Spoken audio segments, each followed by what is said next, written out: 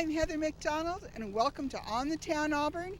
And today we're at our own Auburn Municipal Airport, where we're going to interview the head of the Auburn Aviation Association, talk to some pilots, just have some fun out here at the Auburn Airport.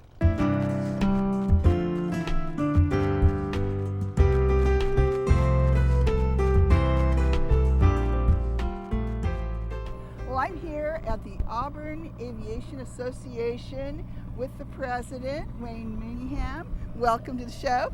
Well, I'm glad to be here. I'm an outgoing president. This is my last month as president. But you were here 3 terms in the association, right? I've done my turn 3 times now, so it's been a rewarding experience for me, and I'm not ruling it out as another go-around in the future. Well, you know about our Auburn Airport here for sure, and you're also a pilot here. I am a pilot, and I know a little bit about the airport. And so I was reading where it started back, 1934 it was built? 1934. It was built by the federal government, and it was primarily a airmail pilot, not necessarily a stop, but a place to land if they needed to, weather or malfunction or whatever, which was a common occurrence back in those days. Yeah, and I imagine with all the mining here and all that, it was an important stop. Then how did it grow? Well, after the war, a group of citizens got together and pooled their money, and in concert with the city, bought the property, and they have now about 285 acres, of which 80 acres is for the industrial and business park, which is on the property, which is an island, so to speak, from Auburn's main downtown area. So we are an island of possession for the city. And there's quite a bit of industrial work and companies out here, some of them fairly major, on the park or in the business park. Wow, I didn't know that. So it's something more than an airport. Yes, it is. And it's a fun place to be. I love coming here and eating at Wings, and you can watch the planes come in and take off, and it's really a fun place for the public can come in here. It's easy access for the public. That's one of the attractions. It's also a destination airport for pilots because of the really nice restaurant that we have here, Wings. So that's another attraction. Gives the pilot an excuse to use that airplane now for the $100 hamburger, so they say. So they say, yes. In fact, I was telling him that when we used to fly, it's like, okay, which airport has the best food? Because we're flying in there to eat. And Wings, of course, is fantastic. Now, other things are happening here, like, can you learn to fly here? Well, yes, you can. We have 2 major flight schools, one right in our background here, Mach 5. Across the street is Sunshine Flyers. They're both training facilities, and they have a number of different types of aircraft that you can train in. Everything from tailwheel aircraft on up to twin engine. And they can take you from the basic student flying up through any commercial and instrument ticket that you may desire. Cool. The Auburn Aviation Association has a unique program where we sponsor a couple of students, youngsters under the age of 21, typically high schoolers that are interested in flying. We do an interview process, and out of that interview process we select a couple of recipients for our scholarship, which is typically a $2,500 to be applied here at the Auburn Airport through one of the flight schools. That's and we've had some people that have been through our initial program like that, that have gone on to fly for the Air Force, the military, instructors for colleges and what have you. And one of them out of North Dakota now is flying for their aerobatic team. So we've had tremendous success with these youngsters coming through our scholarship program. So the association, how many members do you have right now, do you think? Right now we have about 135 to maybe 145, and I should have checked that number, but it's an active organization. We have monthly meetings here at the Barnstormer Room at the airport on the first Wednesday of each month. Okay. And do you have to be a pilot to be a part of No, it? you do not. Oh, No, we okay. have quite a few people attend that. We usually have a guest speaker, and so they come for, it's a buffet style dinner, a guest speaker, and the social aspect of it. So Okay. non-pilots are welcome. Now, is your association a part of the air festival that happens here? It used to be the festival sponsor. That was where our Ah. scholarship money originally came from, was the air show that we did here. Uh-huh. But it became, we became a little long in tooth and burnout set in. We were doing this show every other year in concert, alternating with Nevada City. Right. And so now we are basically a donor. Yeah. But you're still a Program real for the part kids. of it, and that's a wonderful way to get to know the airport, is to come to when they have the Air Fest. That's a lot of fun. It is. And one of the things that we have been having is a Fly Friday thing. The third Friday of each month during the summer, Yeah. we had a little get together here at the airport in the afternoon, and we'd have a band come in. Some people would set up their wares at tents and what have you like that. So it was kind of a afternoon air show. Is that going to keep happening? I think that's in the works for next year. Just all during right. In summertime, summer. on Fridays. This is the Friday night place to be then, for sure. And so also the airport does things like can you fly out of here? Say I need to hop over to San Francisco. Is that possible? It is, but to be honest with you, it's limited. And Okay. so, but we do have the facilities where you can hire a pilot to fly you over there. Or if you're a pilot, check out an aircraft and fly it yourself. Oh, really? You can check out an aircraft. Here at the Ah. flight schools, they do have aircraft for rent. You have to be qualified in that aircraft, and if you're a first timer at this facility, even though you may have lots of time, they're going to fly with you at least once or twice.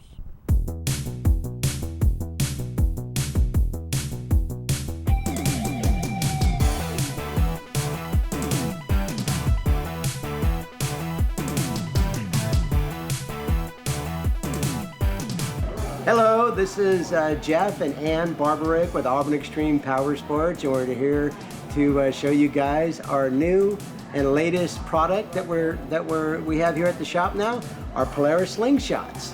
And these came out about a year ago, and this is actually a three-wheeled machine that is classified as a motorcycle. And really cool because since it's a motorcycle, you can go in the diamond lane, and you actually just you don't actually have to have a motorcycle license to ride it, which is really cool. So you don't have to worry about that.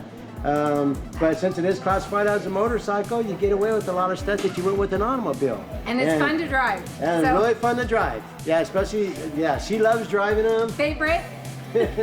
I'm more a motorcycle guy, but she really likes these guys. Yes. But that's okay, because we have motorcycles here too, Victory motorcycles. But great machines. We've been in business here since, we're one of the older Polaris businesses. We've been around since 1996. We moved to this location in 2010. Had a brief, times were pretty tough, and I actually sold the business in 07, and the people I sold to, I repurchased it from them in 2010, and we've been back in business since 2010, having a great time. We do everything Polaris, the slingshots, their ATVs, their side-by-sides, which are Razors and Rangers, snowmobiles, and we really love snowmobiling, and this is a great area to snowmobile. We are Auburn Extreme Power Sports, located here in Auburn, and we are run by riders for riders.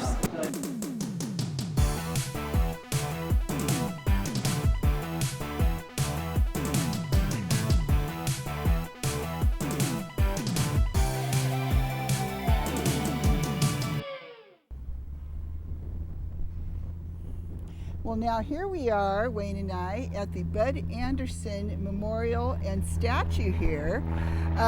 Tell us a little bit about Colonel Bud Anderson. Well, Colonel Bud Anderson is a local boy from Newcastle, lives here in Auburn now. He was a World War II pilot flying P-51s in Europe, and he is known as a triple ace, which is he has more than 15 downs, I should say. But Wow. Bud is still around. He's very active in the aviation community even today. Wow. I think he's curtailed his flying a little bit, although I think he still could. He's a very cordial gentleman and really an airport enthusiast. In fact, he has lunch out here at Wings on a regular basis, so Wow. he's definitely a local guy. One of the great pilots of history, right here, eating at Wings. I'll tell you. It is. He flew. Chuck Yeager was his wingman, so that's what How I about that? understand. And Chuck Yeager lives up in Nevada City somewhere, so. Yes, and he eats regularly at a friend of mine's Mexican restaurant because he loves Mexican food. So we have a lot of famous pilots here, but it's a place for pilots anyway, this airport and this area. Now tell us about the bricks I see in the ground here Well, the around. bricks are originally, the statue was built by Douglas Van Hout over here at the Van Hout Studios. He's worldwide dispersion of his statues. Some are, or at least one is in the White House today. So he's very well known, and he created this statue, and along with it, the bricks that are around the base of it here Mm-hmm. are engraved with whatever you can do in 3 lines and X number of letters across, but they are $500 per brick. You don't have to be a pilot to have an engraved brick out here, and the money goes toward the Colonel Bud Anderson Scholarship Fund. Wow. So approximately $30 for laying in the ground with the cement, and also the rest of the $500 goes directly to a scholarship fund That's for the youth wonderful. trying to learn how to get into the aviation as a career. Wow. And now, who would someone call to buy a brick? Well, you can go online with auburnaviationassociation.org, All right. and there are instructions on how to obtain a brick. All right. Well, thank you so much. And now, you said we could go over and see one of the aircraft here that's interesting. Well, you were talking earlier about experimental aircraft, and now I see over my shoulder here that there is one out here, and I've All talked right. to him. He said we're welcome to use it as a backdrop. And here we have a pilot that came in from Lodi today. Introduce yourself. Hi, my name is Ken Cantrell. And one of the reasons we were attracted to this plane, Wayne said it's one of the experimentals we were talking about, right? It is, and a very nice example, by the way. And so tell us, you built this yourself. Yes, I did. In the late 90s, probably 98, I decided to build this. I was born into a flying family. My mother was a flight instructor. My dad flew in World War II, and he flew after the War II, and so I was our family activity. So I was around airplanes. I was an airport rat, basically, and I was around the airport all the time, and so it was aviation was naturally part of who I was and still am. And when I in my younger days, I flew up here at Auburn. I did an air show a couple of years in a row up here in the late 70s, and you know, and I flew the airplane at that time was another airplane different from this that my dad built. And then when I started my family, I got away from aviation. And then late 90s, I decided to get back into it. And so this is the airplane I built. And it took me about 4 years, almost 4 years. And you build it in separate pieces, the wings and the tail and the fuselage separately, so you can actually build it in a small place like a garage. And it's just one little step at a time. And the support group from, it's actually Van's Aircraft out of Oregon is excellent in helping builders you know, work their way through the project. And like I said, there's a lot of help out there if anybody's interested in home-built aircraft. There's a lot of other people that do it and a lot of people that can help you learn. Well, that's really interesting to know that people can do that. Now, you said you're here to buy the Pitts. We're going to be looking at that. What's great about that plane? Why do you want it?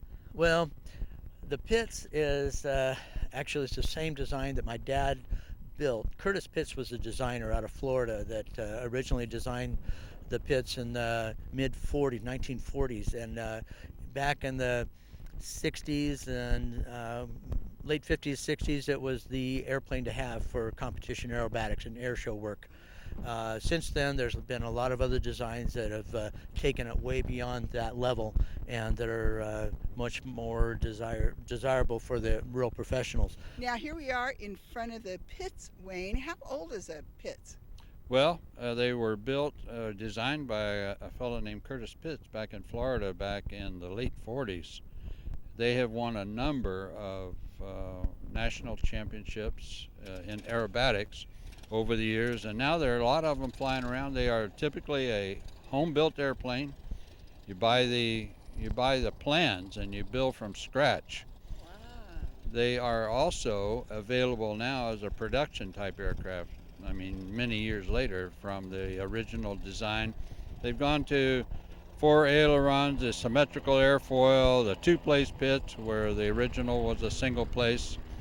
So there's been evolution of this airplane, and it's still just as desirable as an aerobatic plane as it was back in its heyday. So Cool. Aerobatic plane. yeah. How fun is that? I know I put my husband in one once, and they do all the loops and the smoke and all the fun stuff. Yeah, and they probably would have turned green if they had really unwound it. So, because they can become quite violent when you start doing the hard maneuvers. Oh, I But bet. they're a challenge to fly. They're short coupled, and they're not for the inexperienced pilot, I would say. So you can see great aircraft here. You can come and learn about historic aircraft. You can see so many things here. Wow, it's a pretty exciting place, the airport. It is, and our airport is accessible. So if you are out here and you're having lunch, you can walk out here on the outdoor patio, look around. If you see something nearby, just be really careful around turning props and moving aircraft, but keep your children in check and your dogs on a leash. It's a really accessible airport. And it's here in the middle of our industrial or business park. So as I mentioned earlier, we have quite a few commercial industries right here on the field, basically. Okay, well, thanks for being with us today. My pleasure. We enjoyed very much the tour of the Well, airport. My pleasure. It's a different way to spend Saturday, which I spend a lot of Saturdays out here. So as you can see, there's a little activity. The weather was a little iffy last night, so I think it turned a few people off, but usually Saturday is a very busy day here. Oh, yeah. Okay, well, thanks again, and now we're going to go shoot some aircraft around the field here. Well, thank you, Heather. I've enjoyed the interview. Me too. Thanks, Okay. Wayne.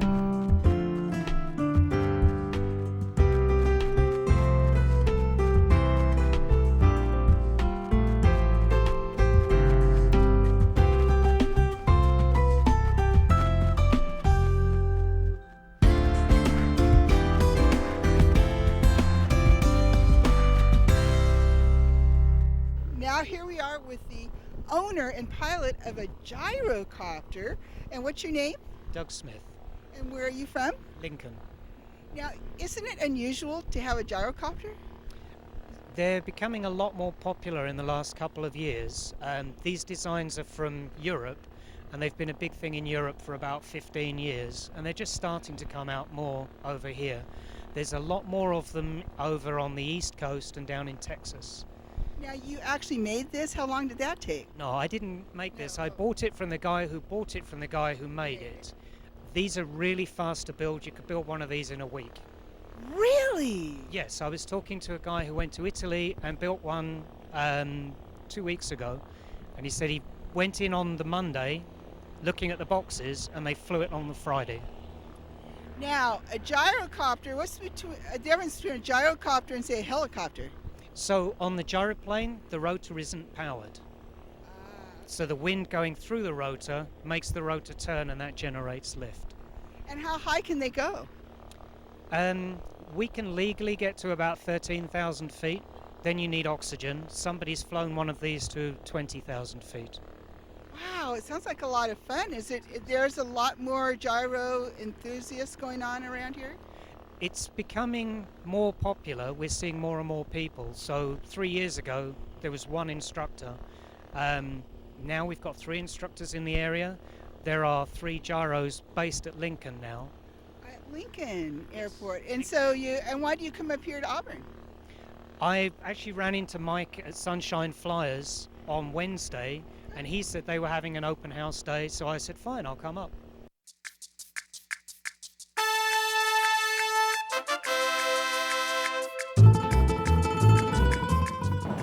Heather McDonald here, and I'm about to have some great Mexican food here at Maria's Mexican Tacos, right in front of the bowling alley on Bowman Road, right off I-80 here in Auburn.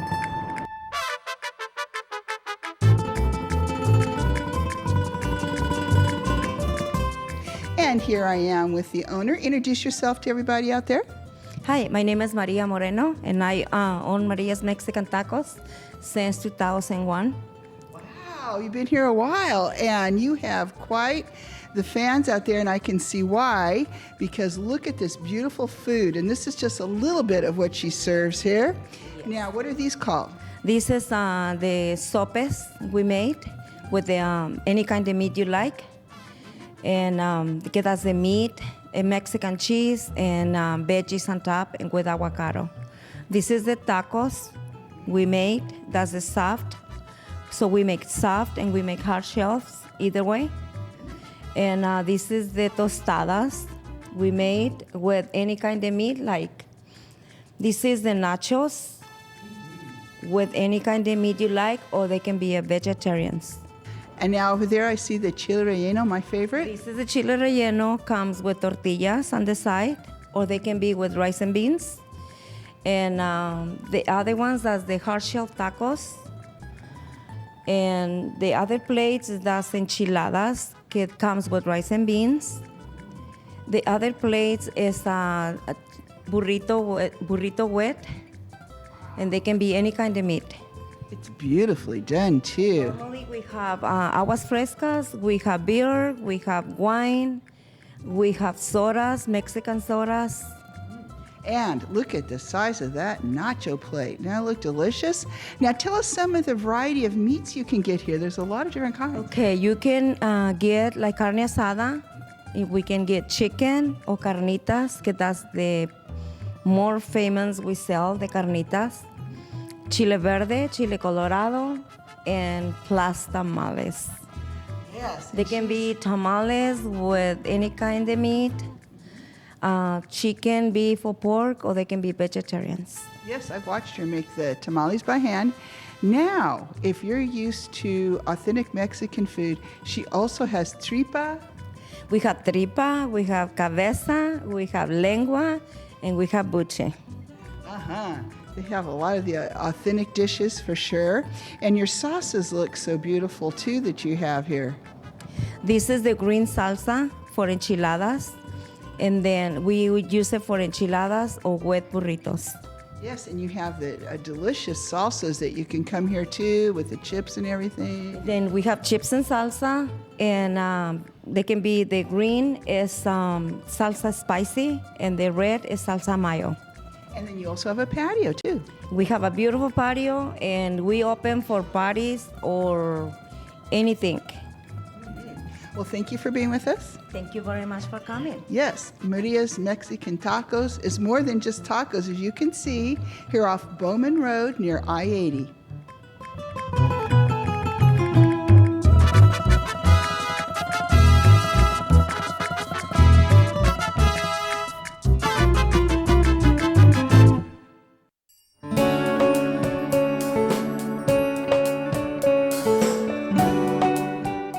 Well, here in beautiful downtown Auburn, I'm taking you into Maryland's Fascinations to meet Marilyn and her staff. Here we are with Marilyn. Marilyn, thank you for inviting us into your store. Now, I want you to tell everybody out there what kind of fashions you have in here. Well, we have, life's too short to wear ordinary fashions, I say. There you go. So we have fashions that aren't ordinary. They have to pop. When a customer comes in, they want to say, wow, I have to have that. Because women have lots of clothes in their wardrobe. They really don't need them, but they have to have more because we get bored with our clothes. We want something new for the new season, so because clothes do get dated, so you have to update your wardrobe every season. So gold jewelry is in. Yeah, I saw Gold that. I jewelry's love very in, this. like I My have on color. gold jewelry. Fringe is in, lace yeah. is in, and I have to work with customers' body types. When I look at a customer, we want to make her look tall and thin, right? Yes, thank you. Right? So I dress Well, they're her there. trying She to looks make me much taller, thinner. I do. and much thinner, because see, we've layered a piece over. The way women look the best when they have mature figures, and that's most of my customers have mature figures. You wear something made black like I've done, and then put an over piece, and it really takes 10 pounds off you. That's right. And so I try to put, and then tunics and leggings are the hot item. Yeah. Women love tunics and leggings. They are very complimentary and flattering. But if the lady doesn't have real small legs, then we put a wider leg pad on her. Oh, yeah. So Yeah, we all that's have to great. dress according to our figure and body type, and that's what I really take into consideration when I put a lady in the fitting room. Sometimes I see her take things in the fitting room. I think, none of those are going to look good on her. So I quickly find the top pant, dress, or something I know is going to work for her. And then she comes out smiling. That's right. She really cares about her Yeah. customers. Do you hear this? Yeah. And so you have so much variety. And besides clothing, we'll say quickly, she also can accessorize you. They have some shoes, bags, jewelry, glasses, scarves. I got my beautiful silk scarf here at Maryland's. Laurel Birch. Yes, so thanks so much for being with us. Oh, my And pleasure. thanks for outfitting me. My I get a lot of pleasure. compliments since I've been shopping at Maryland's. Thank you.